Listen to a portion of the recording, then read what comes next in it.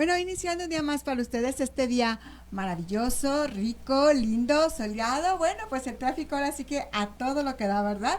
Pero bueno, tratando de estar en la mejor disposición. Y si esta mañana no fue una linda mañana, pues bueno, vamos a disponernos que desde este momento, desde este instante vamos a cambiar, vamos a estar positivos, vamos a estar bien. Y pues el día de hoy estamos de manteles largos porque bueno, pues vamos a arrancar con este proyecto Acceso a la Justicia para Personas con Discapacidad, ¿verdad? La inclusión con justicia y dignidad para personas con discapacidad es el tema de hoy, que vamos a hablar precisamente nosotros para que sepas cuáles son tus derechos, los conoces, sabes cómo ejercerlos, todo esto, y que te comuniques con nosotros. Comunícate al teléfono 3325 930173, 3325 930173, o mándanos un WhatsApp, o también ya sabes que tenemos página en el Face, dale like, a dar es amar, ahí nos puedes dejar también algún comentario, o también en mi Face personal, Lilia Sandoval Soto, ahí también nos puedes dejar tu comentario, alguna duda, alguna pregunta que quieras hacerle al licenciado, pues también aquí estamos para ustedes. Este programa es de ustedes y es para ustedes, y precisamente para que ustedes sepan todo esto, cómo lo vamos a llevar a cabo. Y bueno, pues el día de hoy tenemos el honor de que nos acompañe el licenciado Jorge Ismael Barrios Zamora, que nos va a acompañar el día de hoy. Muchísimas gracias, licenciado, ¿cómo está?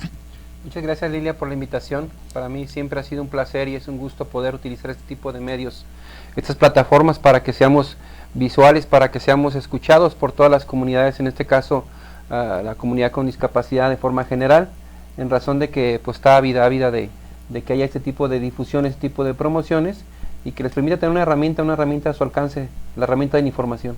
Exactamente, esta herramienta es esencial, darle la difusión, que la gente se entere y sepa que cuenta con nosotros, ¿verdad, licenciado? Así es. Exactamente. Y bueno, también tenemos a Neida Rendó, que ella también nos va a hablar precisamente de la comunidad sordociega. ¿Cómo estás, Neida? Muy bien, Lili, muchas gracias por darnos este espacio. Gracias a ti. Saludos a todo el auditorio que nos está viendo, escuchando. Esperamos que podamos brindar, pues sobre todo, como dice el licenciado, información que es fundamental para poder continuar, seguir adelante y ante todo como personas. Claro, muchísimas gracias, Neidi. Y también tenemos acá a Gilberto, también, que nos acompaña de la comunidad sorda.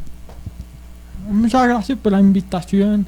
Para mí es un placer estar en este programa porque es importante dar a conocer cuáles son los derechos de las personas con discapacidad. Muchísimas gracias, Gilberto. Pues bueno, esta es una parte del grupo que presentamos precisamente del acceso a la justicia para personas con discapacidad. Esta es una parte, poco a poco van a ir conociendo a los demás chicos, que somos muchos, ¿verdad? Que todos ellos, y bueno, estamos apoyados aquí con el licenciado, que el licenciado es el que nos va a apoyar y el que nos va a llevar poco a poco con todos nosotros, y que vayan conociendo cómo vamos llevando esto. Vamos empezando primero, licenciado, lo que es un derecho humano. ¿Qué es un derecho humano? Bien, un derecho humano, tal cual que así como lo escuchamos, es fácil de entender, fácil de comprender, pero yo me voy un poquito más atrás y me gustaría explicarles lo que son los derechos humanos de forma general, ¿no? Okay. Los derechos humanos son todos aquellos que son concebidos por el simple hecho de ser humanos. Sí, es algo inherente a la persona, y de ahí vienen todos esos principios, esos por los cuales fueron creados, los que son universales, que son indivisibles, intransferibles, y esos principios que los sustentan y que los respaldan para efecto de que sea un derecho. Y bueno, el derecho o los derechos humanos de forma general los concebimos y los empezamos a conocer ya de forma general mediante un instrumento que fue creado a nivel internacional después y a finalizar de la Segunda Guerra Mundial, que fue la Declaración Universal de los Derechos Humanos. Ese es nuestro documento madre, nuestro documento máxime, que se obtiene el reconocimiento de los mismos. Anteriormente a él había habido otro tipo de declaraciones, otro tipo de documentos, otro tipo de convenciones, pero que de cierta manera solamente revisaban, o en su momento observaba la vigilancia de algunos derechos llamados sociales, llamados laborales, llamados políticos, y llamados exclusivamente de algún grupo, algún sector de la sociedad. Pero ya la Declaración Universal, tal cual así como se escucha, es la Declaración Universal de los Derechos Humanos, y precisamente engloba todos los derechos humanos. Aquí en México, pues tenemos la propia Constitución de nuestro país, nuestra Carta Magna, nuestro documento máxime que vela y protege nuestros derechos, y que anteriormente se les llamaba o los conocíamos como garantías individuales, pero sufrió un cambio y una modificación en el 2011, donde una reforma constitucional y que a su vez preveía el principio pro hominem, el principio pro persona, y vino a traer un cambio muy significativo aquí en México, en razón de que en la Constitución ya se llaman los derechos humanos y sus garantías individuales. Eso viene a traer ya una mayor responsabilidad o un mayor compromiso, no solamente del Estado, sino también de la sociedad, para que nosotros podamos incluso exigir ese cumplimiento. Ahora sí tendríamos que promover, difundir y garantizar los derechos humanos. Ok, y lo que es un acto de discriminación, porque muchas veces confundimos esto, ¿qué es un acto de discriminación? Bueno, el acto de discriminación tiene que ver también con un derecho humano, el derecho a la igualdad, a que nos tratemos como iguales en razón de que somos humanos y como seres. También prevé ese principio de que son indivisibles o que en su momento son únicos de la persona, pero más sin embargo hay ciertos preceptos constitucionales, preceptos universales que tienen que ver con la igualdad. Si somos humanos somos iguales, pero somos diferentes. Entonces en esa diferencia que existe o que coexiste en esas dos personas, pues puede que alguna persona, por el simple hecho de creer en alguna otra ideología, en alguna religión, o llevar una actividad diversa a la que lleva otra persona, no quiere decir que por ello la otra tiene que discriminarlo, tiene que rechazarlo, no tiene que quererlo, no tiene que admitirlo.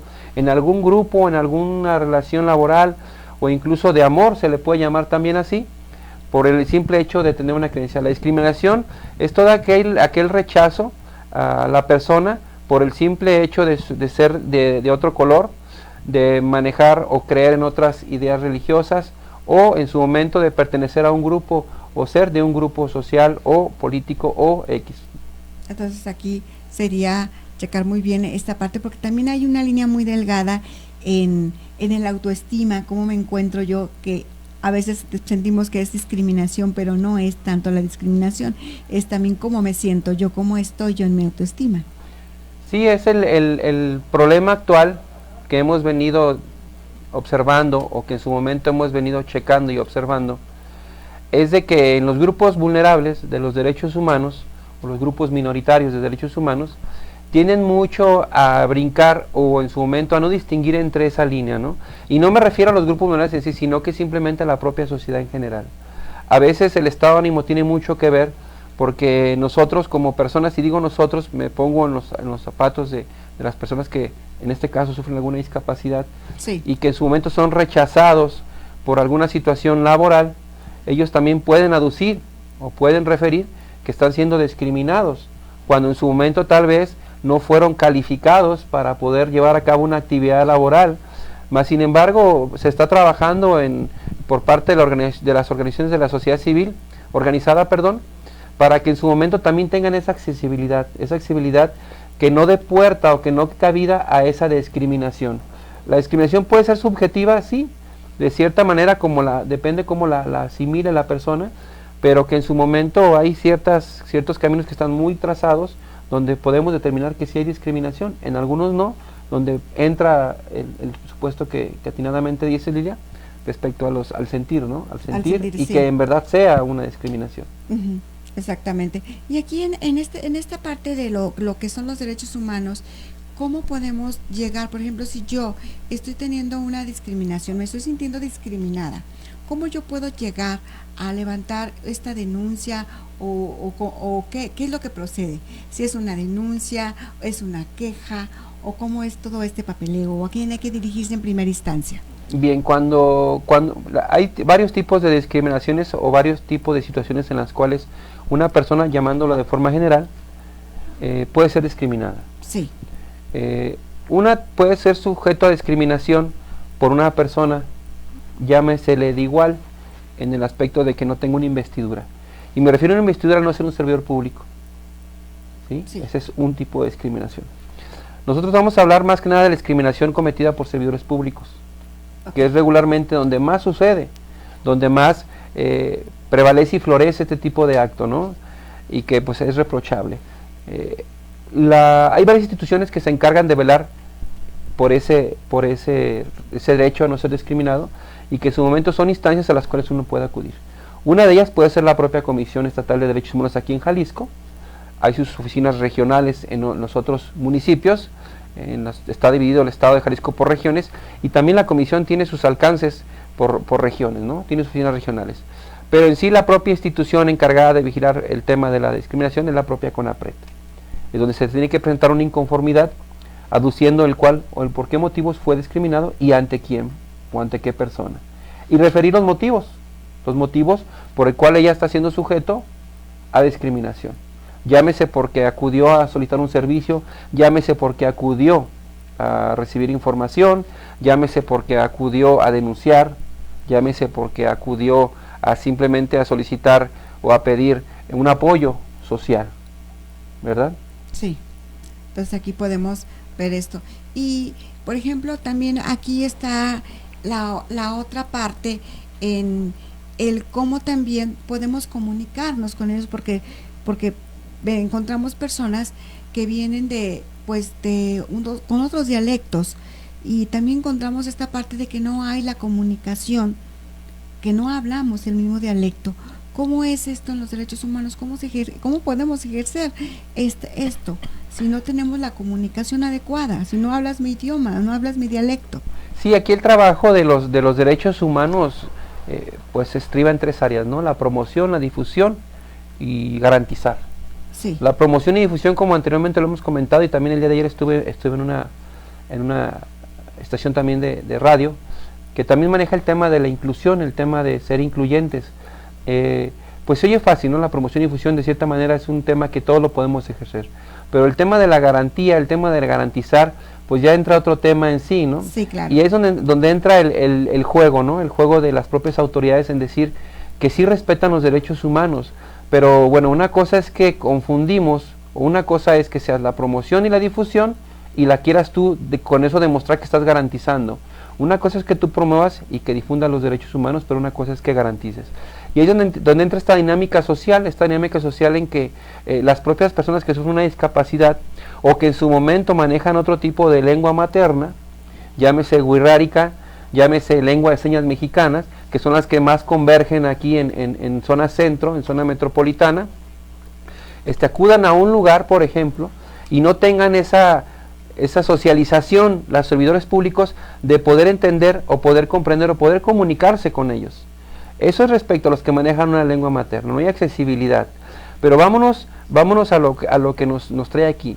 Una persona que sufre una discapacidad, una persona de talla baja, que les acaban de informar y avisar que ellos no sufren ninguna discapacidad o que no pertenecen a ese grupo de personas con discapacidad. Claro que tienen una discapacidad. Entonces, y es un tema que también vamos a trabajar más adelante, pero que también es importante ver cómo les respondieron. Es una situación alarmante la forma en que les contestaron, aduciendo que no era viable su petición, en un tema legislativo.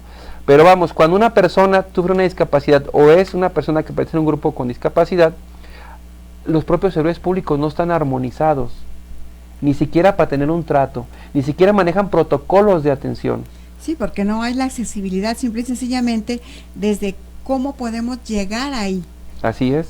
Porque si yo les digo que son instituciones disfrazadas, porque a veces nada más la pura entrada, la fachada, está el acceso, pero ya dentro de la institución, para dirigirte a una oficina o trasladarte a otra oficina, no hay los accesos.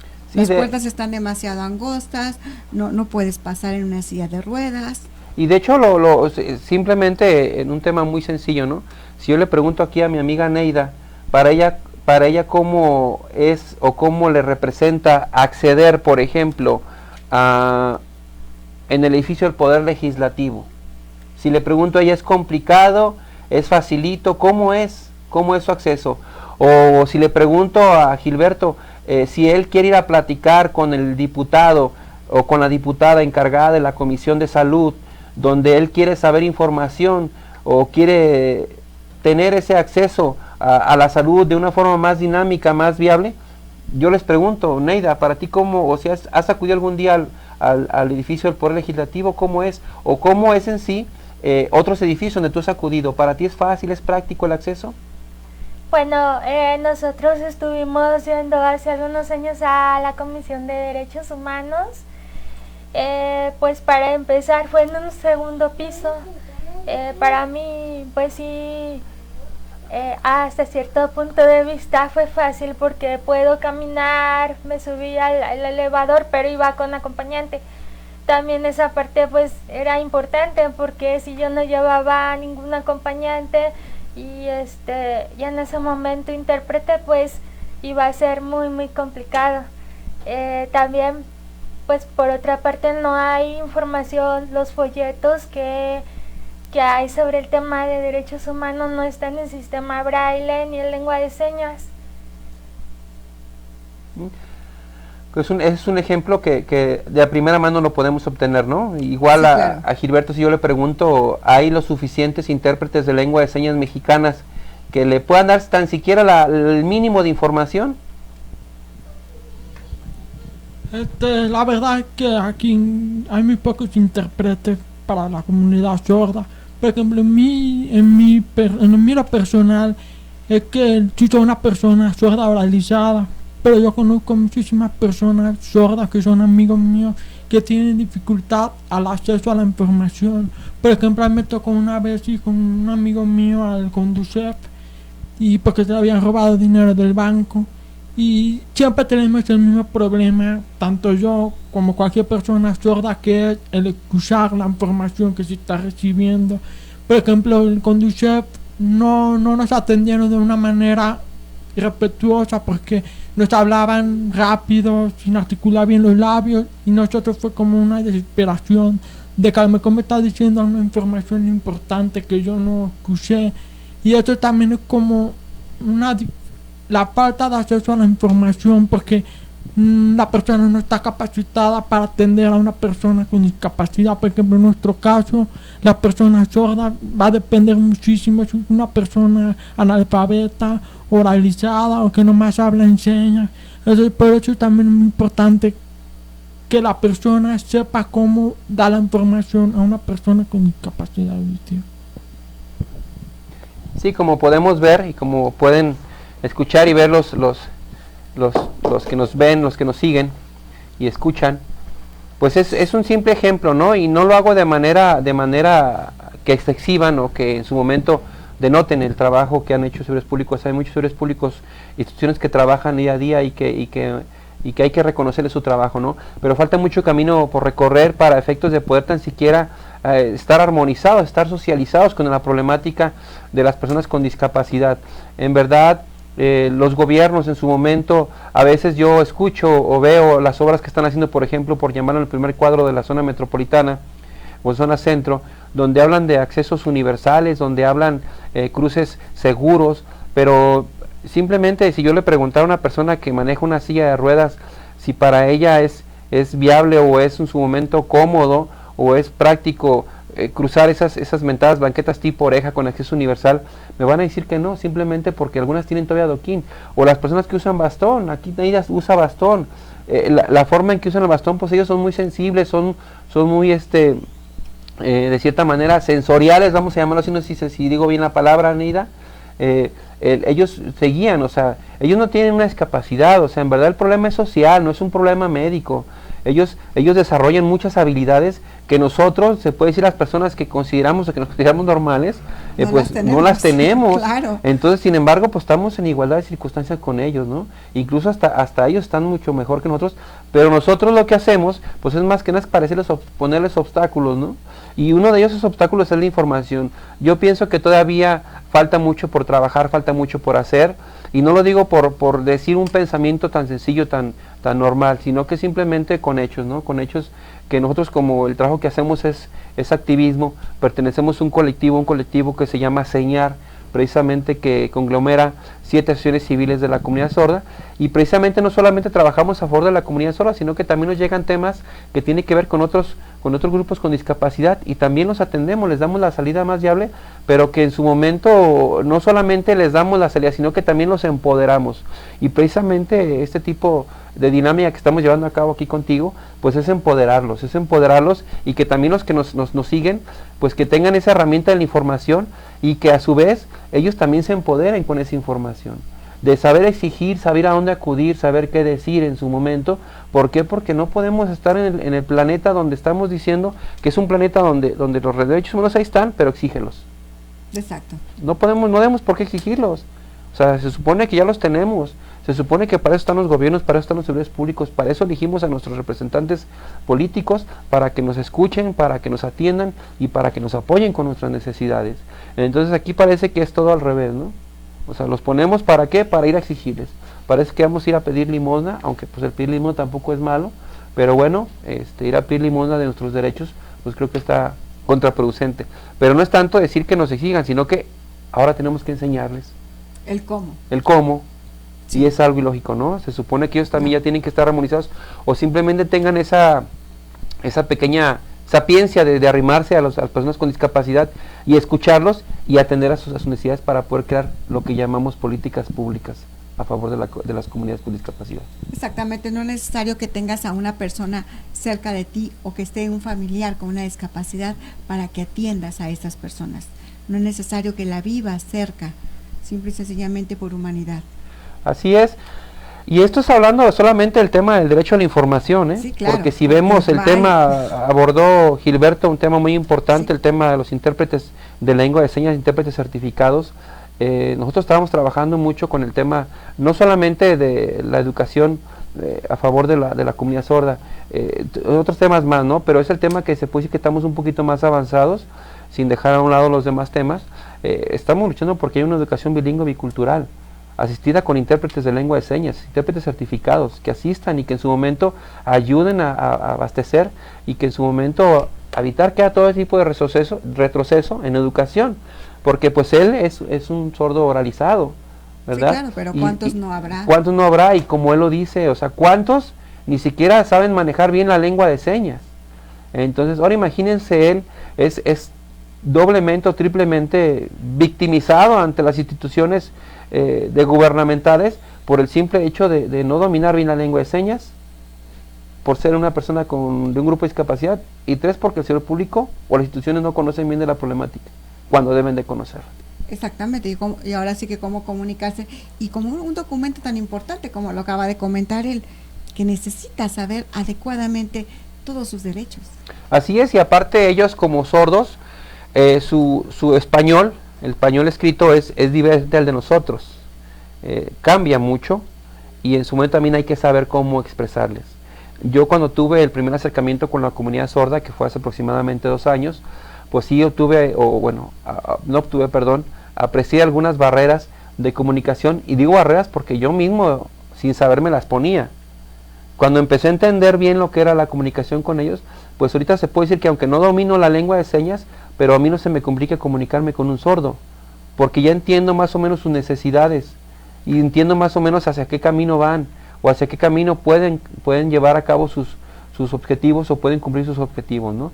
Y también con otros temas de discapacidad. Afortunadamente tuvimos el placer y el agrado de trabajar durante 23 años en la Comisión Estatal de Derechos Humanos, y tenemos 8 años de hacer activismo a favor de las personas con discapacidad, también grupos vulnerables y a su vez comunidades indígenas. Sí, claro. Y esto ahora sí que nos da el pie para poder saber cómo trabajar con ellos. Y yo pienso que esto de lengua de señas y todo lo de intérpretes se debería de implantar ya a nivel escolar. Ya debería ser una materia más. Vamos caminando muy bien en ese tema vamos avanzando. Se presentó una iniciativa de reforma, una iniciativa de ley. Se modificó la ley de desarrollo para personas con ley general de desarrollo para personas con discapacidad, si es que la estoy refiriendo bien, y si no aquí nuestra amiga Cari nos puede corregir. Entonces ya se aprobó, ya se publicó en el diario oficial. Ahorita ya estamos en la etapa de garantizar, y una de esas modificaciones que se hizo a la propia ley que acabo de referir es precisamente que se obtenga una educación, o que se tenga una educación bilingüe bicultural asistida con intérpretes de lengua de señas mexicanas certificados, desde el nivel preescolar hasta nivel licenciatura, si es que nos lo permite o en su momento nos abarca el respaldo de esta propia ley. estamos ahorita en esa etapa, en la etapa de los dineros, de los supuestos de los recursos económicos, para efecto de que se pueda ya implementar como un modelo educativo dentro de la propia SEP, y que la SEP a su vez ejerce ese mecanismo para que los sordos, ahora sí, puedan acudir a cualquier escuela. Sí, claro, es que y sepan que hay, o en su momento conozcan y en qué secundarias, en qué escuelas primarias hay un maestro que domine la lengua de señas mexicanas, porque hay un peligro ahí en el aspecto de que la propia Secretaría de Educación dice, con que se les dé un curso a los docentes de lengua de señas, con eso, no se puede, y sería un peligro hacer eso, en razón de que para poder dominar o poder comunicarse bien a perfección con la lengua de señas es más de un año. Karina aquí no me puede dejar mentir, tiene años en siendo intérprete y ya es una profesional. ¿Qué nos falta? Simplemente que tengan una certificación, que en su momento no vamos a tardar mucho por hacerla, por tenerla, pero que le va a generar en su momento a la comunidad sorda una certeza de que cuando acuda a un plantel va a recibir esa atención como debe ser, y más que nada va a poder acceder a esa educación, el derecho a la educación. Sí, porque es un derecho. Así es. Y que todos los seres humanos tenemos, todos los niños tienen derecho a estar en una escuela regular. Así es. Una escuela laica, realmente. Así realmente. Pues mira qué bueno que se está implantando todo esto, porque sí es importante que vayan a una escuela porque muchos niños no salen, o muchas mamás no se animan a llevar a sus hijos a una escuela regular por esta situación. Sí, y están los centros de atención, los CAM, pero digo, es parte de un todo, sí, todo, claro, que no abastece, pero que nosotros como personas que estamos bien relacionados, bien comunicados con la comunidad sorda, sabemos sus necesidades, y es un tema que ha sido consensuado con todos los líderes sordos, con todas las personas que están dentro de la propia comunidad, líderes que han manejado los temas, en particular el colectivo es lo que tiene, es único en México, en razón de que es el único colectivo que hay, y que convergen todas las asociaciones civiles de la comunidad sorda, pero cada una que domina su materia, ¿no?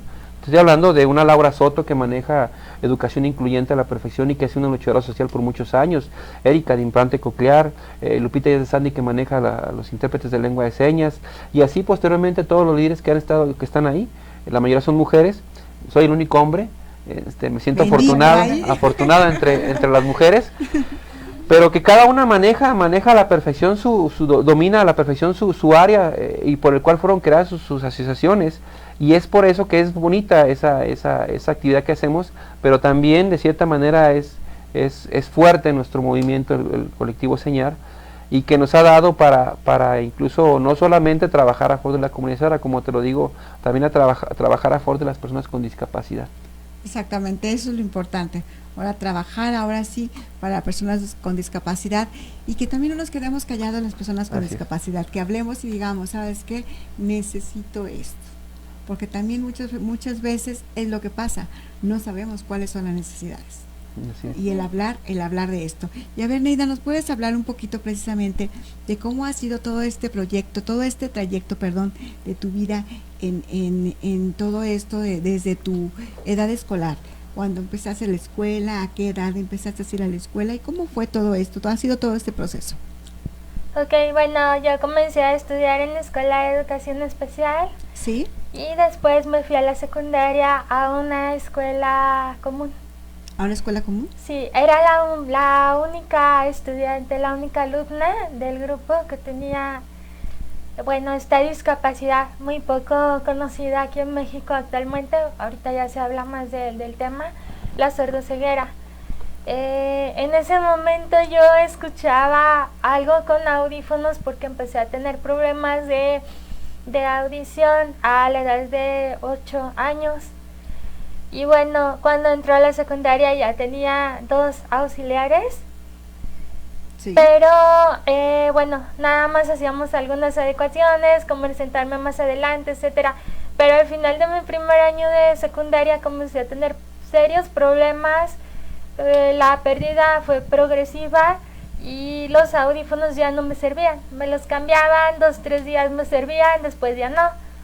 Entonces pues ahí fue donde realmente se me empezó a complicar todo, porque no sabían cómo comunicarse conmigo, que no tenían el tiempo suficiente, etcétera. Y bueno, Cuando pasé a mi segundo año de secundaria fue todo muy difícil, poco a poco fui perdiendo la audición. Para el mes de enero, que sería más o menos a la mitad de año, pues ya había perdido por completo la audición. Yo quería seguir ahí con la ayuda de mis compañeros y todo, pero bueno, las autoridades escolares dijeron que no, que eso no era viable, que era una distracción para mi grupo, etcétera. Y pues ahí se me complicó muchísimo, ya se me abrieron las puertas, tardé como 3 años para poder estudiar la secundaria, para poder terminarla, continuarla, y después a lograr terminarla en escuela abierta. Me costó como 4 años entrar a la preparatoria, y bueno, fue gracias a la Universidad del Valle de Atemajac, que me apoyó de manera virtual, y que empecé yo a aprender esto de la nueva tecnología, que pude hacer la preparatoria mucho más lento que la mayoría, pero bueno, lo conseguimos. Y bueno, ahora escucho a través de un implante coclear. Sí. Todavía es un tema complicado esto de la comunicación, que precisamente tiene mucho que ver con el acceso a la información, ¿verdad? Porque nos vamos a los extremos, o escuchas bien o no escuchas nada. Entonces, si escuchas bien, a veces hablando en el micrófono como sea, tú te sientas donde sea y escuchas, pero si no escuchas muy bien y escuchas algo, tienes que buscar un lugar apropiado, ¿verdad? Y los intérpretes también, es cuando ya no escuchamos nada. Y hablando un poquito de la sordoceguera, sí, es una discapacidad en la que se diría que son 2 discapacidades, pero en realidad es una discapacidad única, muy diferente de la ceguera y de la sordera, porque tiene sus necesidades específicas.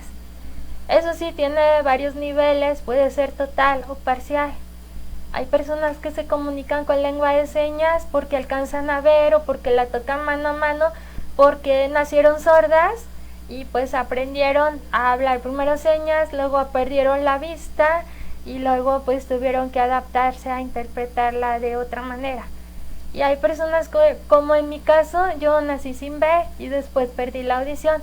Entonces, al perder la audición, empezamos a apoyarnos con sistemas como el sistema braille, el método que se llama el dedo como lápiz, que es el hacer las letras en mayúsculas sobre la palma de la mano de la persona, el braille táctil, que es hacer el de los 2 dedos, índice y medio, las letras de braille. El modo de comunicación va a depender mucho de el momento en que la persona haya adquirido la pérdida de visión o de audición. Ok, entonces ha sido todo. ¿Y actualmente qué haces? A ver, platícanos para que la gente vea que sí se puede. Bueno, ya acabo de terminar la licenciatura en gestión cultural, estoy en proceso de titulación, estoy haciendo mi proyecto de titulación y pues colaborando en actividades como esta que tienen que ver en la parte de discapacidad. Me gusta mucho también trabajar en lo que son los talleres de inclusión o sensibilización hacia las personas con discapacidad. Excelente, pues es una maravilla realmente, y realmente para que vean que realmente la discapacidad no es una justificación como para no prepararnos, ¿verdad, licenciado? ¿Verdad, Neida? Sí, como ahorita acaban de escuchar, es todo un mundo interesante el que nos ¿Sí? acaba de narrar Neida, y cómo hay varias herramientas de comunicación y cómo se puede uno comunicar cuando uno piensa que nomás el sistema braille, ¿no? Exactamente. Y como muchas veces es tan sencillo y nos complicamos, ¿por qué? Porque estamos pensando en la discapacidad y no en la capacidad. Así es. Exacto, esto es bien importante, hay que pensar en la capacidad, no en la discapacidad. Así es. Eso es muy importante. Ahora, Gil, ¿nos puedes tú compartir un poco de cómo ha sido todo este proceso? Yo antes de nacer, nació mi hermana, y mi hermana también es sorda, tiene discapacidad auditiva, y ya cuando nací yo, pues mi papá no tenían información para como saber qué hacer con un único con discapacidad auditiva, porque ya sabemos que en México hace muchísima falta todo el tema de la inclusión. Y ya cuando mi papá pensaba qué podemos hacer para que nuestros hijos aprendan a hablar y a comunicarse con las personas. Mi mamá siempre fue una persona muy optimista, siempre pensó la mejor forma de enseñarnos a entender las palabras, porque no era lo mismo a que tú aprendieras las cosas a periquito, a que tú aprendieras a entender lo que significaban las palabras. Por ejemplo, un niño chiquito, un niño sordo, chiquito, le queremos enseñar que es una palabra, por ejemplo, mesa, silla o una butaca. Simplemente le enseñamos una imagen o físico, le enseñamos la mesa o la silla y la persona sorda lo va a ver visualmente y se lo va a memorizar, pero también lo va a saber pronunciar. Pero cuando queremos enseñarle palabras abstractas, por ejemplo, justicia, paz, totalidad, esperanza, ¿cómo le vamos a enseñar a un niño sordo? Si le enseñamos paz, a lo mejor ponemos imágenes, a lo mejor va a aparecer una paloma blanca, pero significa más que esto. Entonces es por eso que mi mamá, en lugar de enseñarnos a hablar, también nos enseñó a entender las cosas. Por ejemplo, mi mamá siempre fue una persona muy mímica, nos señalaba las cosas. Entonces, ¿qué es ventana? Me decía ventana.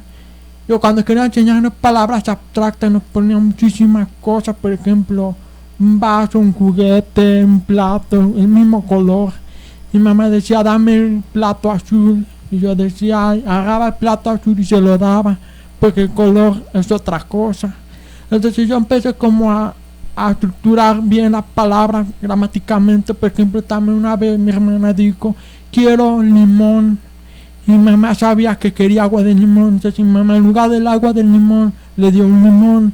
Y mi hermano dijo, no quiero agua de limón. Y a mi mamá decía, pues di bien las cosas porque la gente no te va a entender. Pero ya cuando entramos al colegio, mi papá tuvo una idea de mandarnos a escuelas de educación especial. Pero una vez que mi papá iba, salía ponchado porque no había tanta como formalidad en el sentido de una gramática bien, la lengua de señas, y sentía que los sordos como que se atrasaban muchísimo. Mi mamá decía, no, yo quiero que mis hijos vivan en el mundo, que aprendan a hablar con la gente, a hacer valer sus derechos.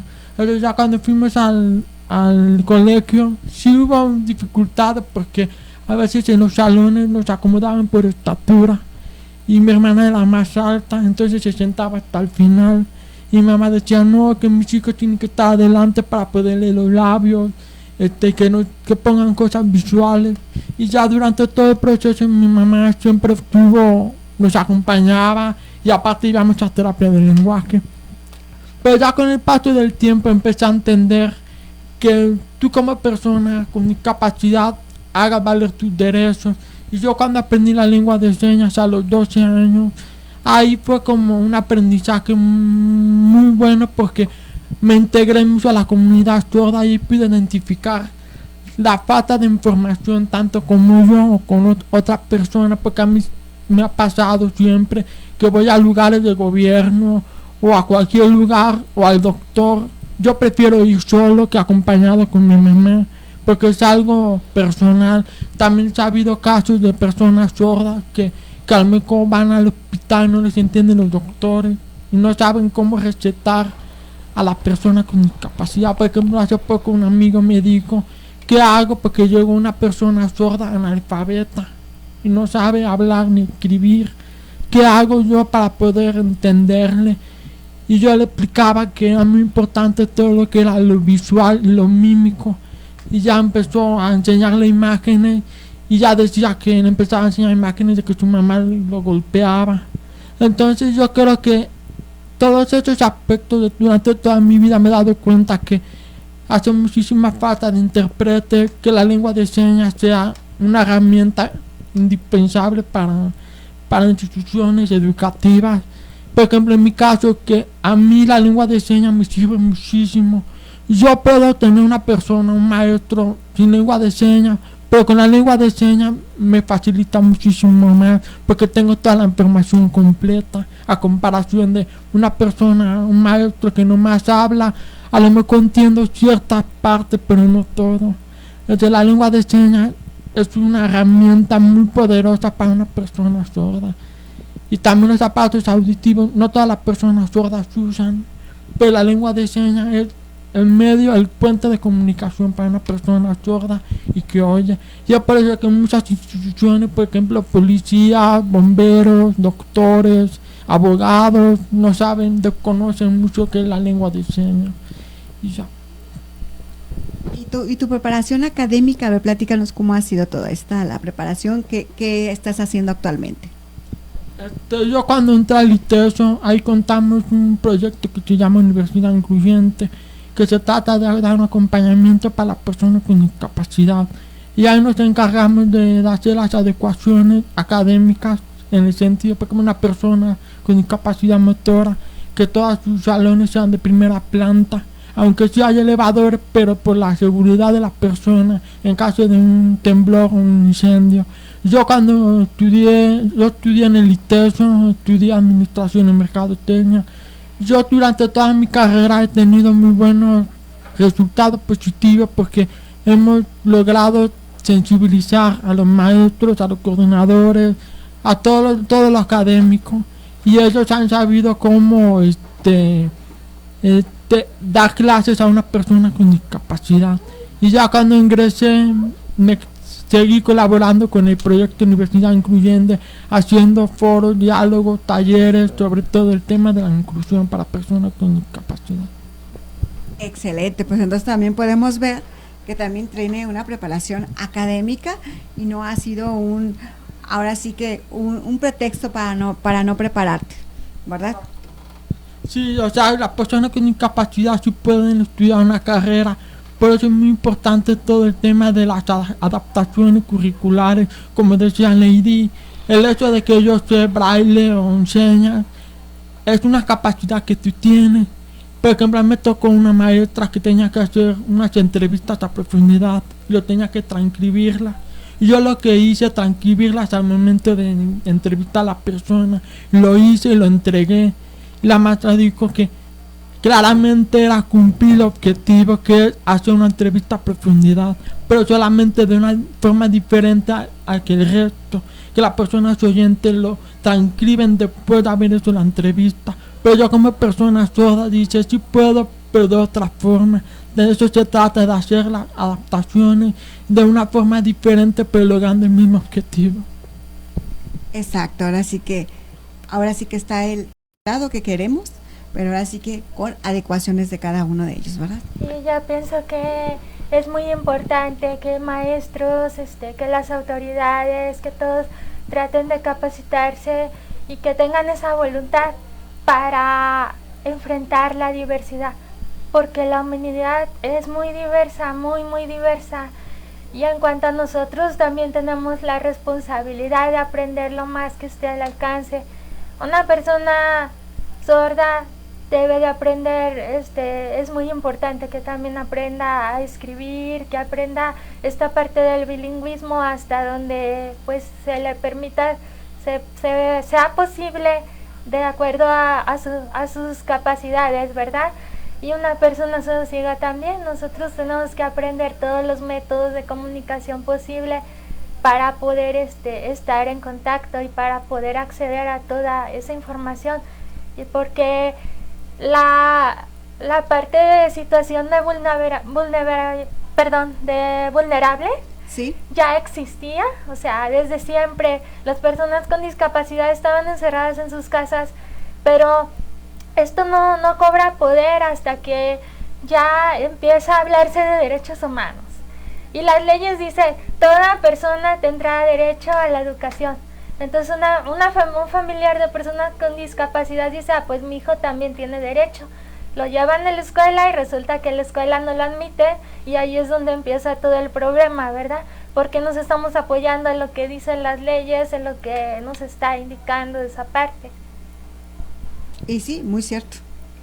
Sí, de hecho, celebrarse la Convención de las Personas con Discapacidad, la Comisión de los Derechos de las Personas con Discapacidad, y haciendo una retrospectiva y investigación exhausta del por qué fue creada, precisamente como dice Neida, anteriormente vivían encerrados, incluso los hacían creer que era un castigo divino, un castigo natural de del Ser Supremo, y que incluso los tenían viviendo en hogares o en hospitales, que los hacían creer que se iban a curar cuando en verdad están haciendo experimentos con ellos, ¿no? Y es por eso que nace esa propia convención, ese otro instrumento a nivel internacional que prevé también y que defiende y que en su momento sirve para defender los derechos de las personas con discapacidad. Exactamente, y esto es bien importante, Así es. que realmente no nos quedemos ahí, y si conocemos también a niños o a chicos que están encerrados, sacarlos, porque todavía en la actualidad se da. Sí, todavía se da, y precisamente es lo que te decía, nosotros trabajamos, y el activismo que hacemos nosotros, que hace tu servidor en general, es pues a ayudarlos, a asistirlos jurídicamente, orientarlos y encaminarlos hacia a obtener un resultado positivo de su necesidad en particular que requiere, ¿no? Como dice Neida, pues hay una diversidad humana, y con esa diversidad humana tenemos que saber trabajar, saber entender, saber comprender y saber conocer sus necesidades para poder darles esa respuesta a esa necesidad ávida en la cual se encuentra como individuos y como sociedad. Exactamente, y aquí es importante ahora sí que se comuniquen con nosotros, y ahora sí, para poderles dar el seguimiento, llevarlas a cabo y llevarlas todo esto, porque sí, mucha gente han estado, desde que pusimos la publicidad, sí, algunas personas sí me han estado mandando mensaje, que si quieren comunicarse con usted, licenciado, para hacerle llegar, pero quieren hacerlo directamente con usted. Sí, de hecho, precisamente esa es la finalidad, también comunicarnos con ellos, generar esa puerta, esa plataforma de comunicación para que podamos nosotros ayudarlos. A veces es imposible que nosotros conozcamos los temas en particular de cada uno de ellos, y por eso es importante este tipo de plataformas de comunicación para poder escucharlos, poder atenderlos y darles un seguimiento a sus necesidades. Y pues sí, invitarlos a que llamen, a que se comuniquen, estamos para servirles. Para mí es un trabajo que me gusta realizar, que me gusta llevar a cabo, me gusta apoyar a las personas con discapacidad, a los grupos vulnerables, grupos minoritarios, y que a su vez también nos permita a nosotros ayudarlos en la información, en promover y difundir los derechos humanos, ¿no? Y pues estamos abiertos a cualquier pregunta, a cualquier tema de discusión, incluso también a cualquier invitación que nos quieran hacer. Exactamente. Para que nosotros podamos también generar esa información. Es un proyecto que traemos con ustedes, y que es precisamente eso, ayudar y generar esa empatía con la sociedad, y también, como no, por qué decirlo, con las propias instituciones de gobierno, para que conozcan y que tengan vuelvo a repetir, esa empatía con las propias personas con discapacidad, ¿no? Conocer sus necesidades, atenderlas. Exactamente, que vean que no están solos, porque Así es. muchas veces no saben a dónde acudir. De hecho, hay una chica, no recuerdo de qué estado de la República, que ha estado toda la semana queriendo hablar con usted, licenciado, pero por alguna otra cosa no se ha dado el contacto. Le urge muchísimo, no sé qué es lo que le sucede, pero sí me dijo que era algo muy particular, muy especial, algo muy serio, y que sí quería comunicarse con usted. Claro que sí, nos comunicaremos con ella, yo creo que nos va a estar siguiendo. Yo creo que nos está siguiendo ahorita. Le mando un saludo también, bueno, no sé quién sea, pero igual sí, mantendremos comunicación en un momento más con ella. Esto es para que también los demás personas que nos siguen, pues que no tengan temor, que se comuniquen con nosotros.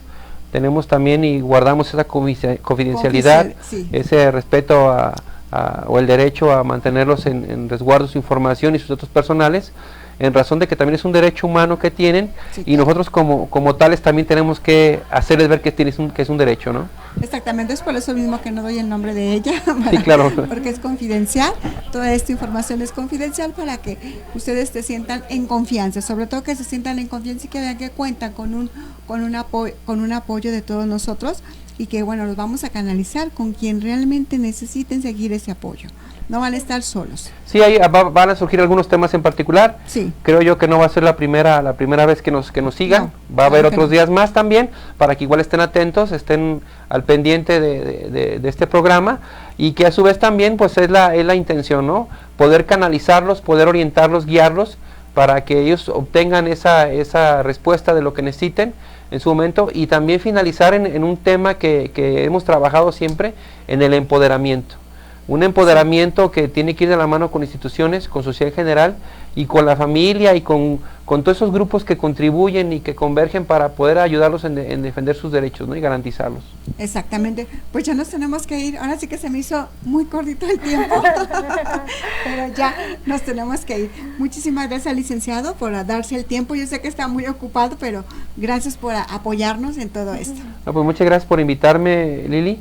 Lilia. Lili o Lilia, ¿cómo gusta? Gracias por invitarme, espero que no sea la primera vez, en razón de que es muy poquito tiempo, en verdad es muy poquito tiempo. Sí. Cuando tenemos también el día de ayer se nos fue 1 hora y también se nos fue rapidísimo, pero estaremos al pendiente de atender todas sus necesidades, de todas sus llamadas, y con gusto todos los que se reportaron aquí con Lilia, les vamos a hacer la llamada, nos vamos a comunicar con ellos para escucharlos y atenderlos en respecto a la problemática que estén. Y muchas gracias por seguirnos y les mando un saludo afectuoso. Sí, gracias Neidi, Muchas gracias. Gilberto, gracias Karina, muchísimas gracias. Y bueno, se despide de ustedes Lili Sandoval, embajadora de la vida. Que tengan un excelente día y recuerden, hay que disfrutar como el sol cada mañana. Hasta luego.